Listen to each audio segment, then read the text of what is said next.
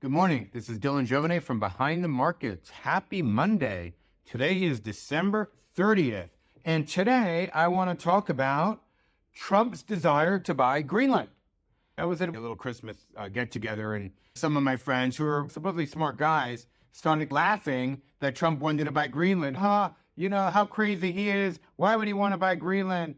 And it occurred to me that a lot of people think that's funny, but it's actually quite deadly serious. So today I figured I'd start off our week by discussing why it's actually a good idea, as absurd as it sounds, to buy Greenland.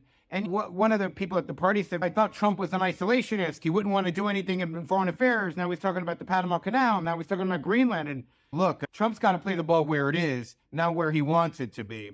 And the reason Greenland is so important is because it's about China and Russia. When you look at war game scenarios right now, let's say between us and China, us and Russia, basically our missiles travel, let's say with China, travel across the Pacific, and each one has to travel a long way across the Pacific to get to the other side. For us to get to China, China to get to us, to get to California, Hawaii, San Diego, etc. And for us to get to Beijing. So missiles have to travel very far.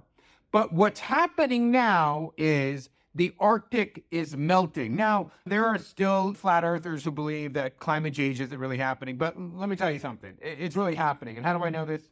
I never believed climate change was happening, but Trump's own Defense Department in 2018 said, look, we've got a plan for a world where the Arctic is open. The top of the globe is free and clear and open. No more ice. Climate change is happening.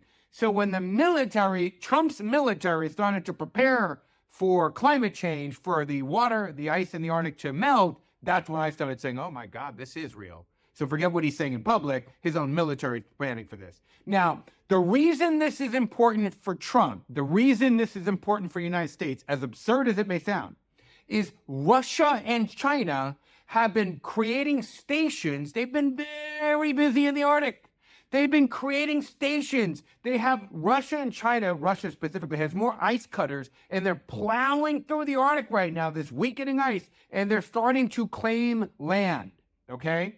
Now, whatever country has the top of the globe, the Arctic, in the places that melt, their missiles that they place there will be able to hit the U.S. a lot faster than our missiles, let's say, going across the Pacific or going across the Atlantic. It's a much shorter distance between the Arctic and the U.S. And what Russia and China are doing is really going out of their way to claim territory in the Arctic. Trump doesn't even have to be an expansionist. It's almost a defensive move to have places in the Arctic so that these people don't have, so that mutually assured destruction is still kept in line, meaning they can't attack us in 2 minutes and our response takes 10 minutes to get there. That's not acceptable.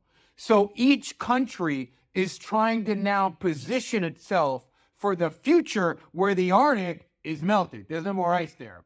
And one of the reasons that I support the war in Ukraine, in defending Ukraine and helping them, is because it ties Russia down. It ties them down in an area where they have less resources to keep sending ice cutters into the Arctic. It's part of the great game, the entire great game. When you move the world back, when you stand back far enough and you see how the great game is being played by the great powers, then the idea is like a game of Risk. You want to tie down your opponent in places and bleed them out in places like Ukraine so they have less resources to send ice ships to the Arctic and start building missiles and building sites up there, which is basically what's happening.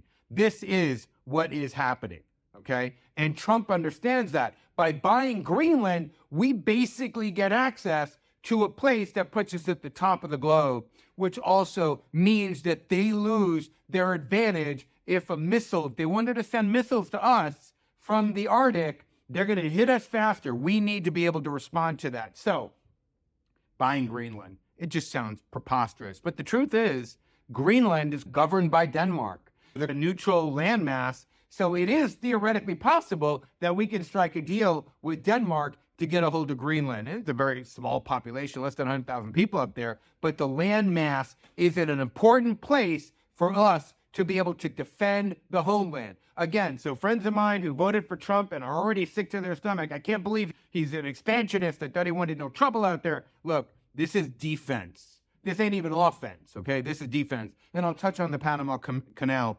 another day. But the Greenland thing came up in conversation at this Christmas party, and I thought, shh, this sounds like something that needs to be addressed. Anyway, we've written reports on these types of issues. It's all the byproduct of these war game scenarios that the Pentagon has been running against the potential conflict with China, which, again, a lot of folks believe is coming in 2025, 2026, or 2027, which 2027 is what Xi Jinping, the leader of China, himself says. Be ready to invade Taiwan by 2027. That's why so many people in the journal and out there have been writing about it, like ringing the bell. Hey, like Gallagher the other day, we got 2 years to prevent World War III. This is why they're ringing the bell. Greenland is part of that. If we don't find a way to put missiles at the top of the globe, just like they're doing, they'll have an advantage over us. They'll be able to hit us with missiles before we can respond.